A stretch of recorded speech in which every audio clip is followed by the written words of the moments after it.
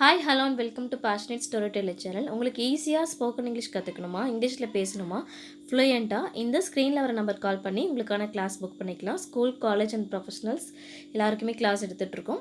1-on-1 and batch class also available. இன்றைக்கி நம்ம பார்க்க போகிறது ஆர்டிகல்ஸில் definite article and indefinite articles அப்படின்னு 2 டைப்ஸ் இருக்குது. பட் டோட்டலி ஆர்டிகல்ஸ் 3 இருக்குது, ஏ அண்ட் த. ஸோ இதில் எதெல்லாம் டெஃபினட் அண்ட் எதெல்லாம் இன்டெஃபினட் ஆர்டிகல்ஸ் பார்க்கலாம். ஃபஸ்ட்டு டெஃபினட் ஆர்டிக்கல் பார்க்கலாம். The definite article. The article the can be described as a definite article. It is used to indicate particular references and is used with singular as well as plural nouns and the countable and uncountable words. So definite அப்படின்னாவே கன்ஃபார்ம்டாக, ஸ்பெசிஃபிக்காக, பர்டிகுலராக சொல்லக்கூடிய நவுன்ஸ்க்கு நம்ம use பண்ணக்கூடியது தான் definite. So அதுக்கு த நம்ம use பண்ணலாம். ஸோ இந்த டெஃபினைட் ஆர்டிக்கல் தவை singular noun, plural noun and then countable and uncountable nouns எதுவாக இருந்தாலும் அதுக்கு நம்ம இந்த டெஃபினைட் ஆர்டிக்கல் யூஸ் பண்ணலாம்.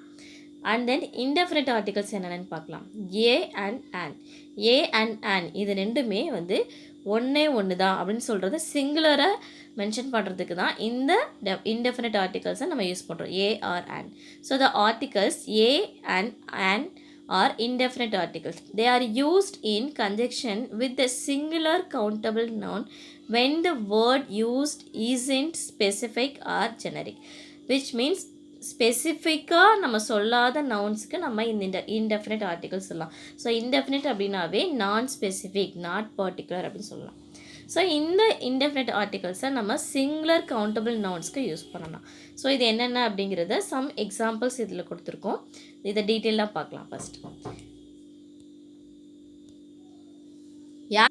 So let's continue. First indefinite article என்னென்னு பார்க்கலாம். ஏ. So A is used when the next word begins with the consonant sound. So ஒரு word consonant சவுண்ட்ஸில் start ஆகுது அப்படின்னா அங்கே ஏ யூஸ் பண்ணலாம் இன்டெஃபினைட் ஆர்டிக்கல்.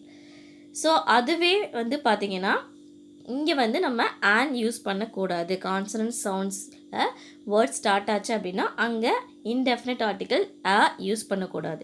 ஏன்னா ஆன் எப்போவுமே நம்ம வவல் லெட்டர்ஸ் அண்ட் வவல் சவுண்ட்ஸ்க்கு முன்னாடி தான் யூஸ் பண்ணுவோம். ஸோ இங்கே ஸ்பெசிஃபிக்காக கான்சனன்ட் சவுண்ட்ஸில் வேர்ட் ஸ்டார்ட் ஆகுது அப்படின்னா ஸோ பிஃபோர் தட் நம்ம இன்டெஃபினைட் ஆர்டிக்கல் யூஸ் பண்ணலாம். தட் இஸ் ஒரு important rule. Next an. Indefinite ஆர்டிக்கலில் ஆன் எங்கே யூஸ் பண்ணலாம். An is used when the next word begins with the vowel sound. So ஒரு word vowel சவுண்டில் ஸ்டார்ட் ஆச்சு அப்படின்னா அங்கே ஆன் யூஸ் பண்ணலாம், அங்கே யூஸ் பண்ணக்கூடாது. அது சிங்குலராகவே இருந்தாலும் கவுண்டபிள் நவுனாகவே இருந்தாலும் அங்கே ஆன் தான்